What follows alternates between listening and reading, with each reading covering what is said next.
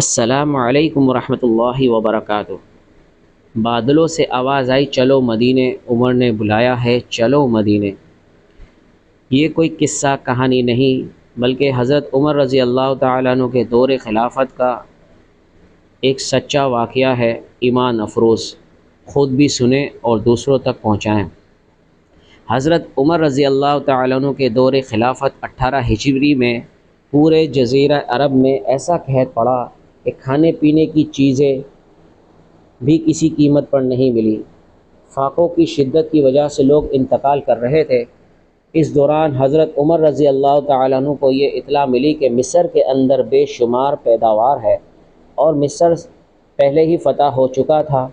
حضرت عمر بن العاص رضی اللہ تعالیٰ عنہ وہاں کے گورنر تھے۔ حضرت عمر رضی اللہ تعالیٰ عنہ نے ان کو خط لکھا، یا حجاز میں بالکل غلہ نہیں اور مجھے معلوم ہوا ہے کہ مصر میں بہت غلہ ہے، لہٰذا یہاں والوں کے لیے وہاں سے غلہ بھیجو۔ گورنر صاحب نے جواب تحریر فرمایا، آپ مطمئن رہیں، اتنا بڑا قافلہ غلے سے لدا کر بھیجوں گا کہ اس کا پہلا اونٹ مدینے میں آ رہا ہوگا اور آخری اونٹ مصر میں لد رہا ہوگا۔ مصر اور حجاز کا 1 مہینے کا راستہ ہے جو اس زمانے میں اونٹوں کے ذریعے طے کیا جاتا تھا۔ یہ سارا راستہ غلے کے اونٹوں سے بھر دوں گا۔ چنانچہ غلہ آیا اور اتنا آیا کہ مدینہ پاک اور اطراف میں منادی ہر جگہ سے آئے اور جس کا جی چاہے حضرت عمر رضی اللہ تعالیٰ عنہ کے دسترخوان پر کھانا کھائیں اور جس کا جی چاہے اپنا راشن اپنے گھر لے جائے۔ چنانچہ 1000 لوگ وہیں دسترخوان پر کھانا کھایا اور بہت سے اپنے گھر لے گئے۔ ایک صحابی جو جنگل پر اپنے ٹھکانے پر رہتے تھے، انہوں نے بھی آنے جانے والوں سے سنا کہ مدینہ میں غلہ آ گیا ہے اور تقسیم ہو رہا ہے۔ ان کے پاس ایک بکری تھی، انہوں نے سوچا کہ میں چلا جاؤں اور اکیلی بکری کو کوئی جانور وغیرہ کھا جائے گا، چلو بکری کو ذبح کر لوں اور کھا لوں تاکہ چلنے کی طاقت آ جائے گی۔ چنانچہ بکری کو ذبح کیا تو ایک قطرہ بھی خون نہ نکلا۔ یہ منظر دیکھ کر وہ صحابی رو پڑے اور سر پکڑ کر بیٹھ گئے، ہمارا بھی برا حال ہے اور تو ہمارے جانوروں کا بھی خون خشک ہو گیا۔ بکری میں خون جب ہوتا، جب چارہ کھاتی پانی پیتی، جب نہ چارہ نہ کھانا نہ پانی تو خون کہاں رہتا۔ وہ صحابی سر پکڑ کر رونے لگے اور روتے روتے گر گئے اور گہری نیند آ گئی۔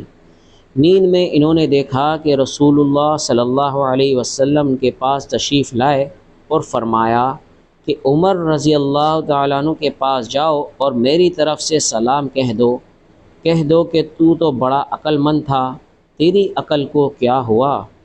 یہ صحابی اٹھے اور گرتے پھرتے مدینہ طیبہ پہنچے۔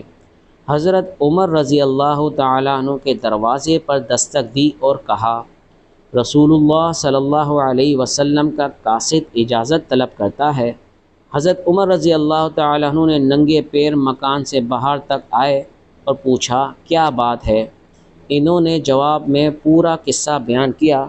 حضرت عمر رضی اللہ تعالیٰ عنہ سن کر لرز گئے اور کہنے لگے، مجھ سے کوئی غلطی ہوئی؟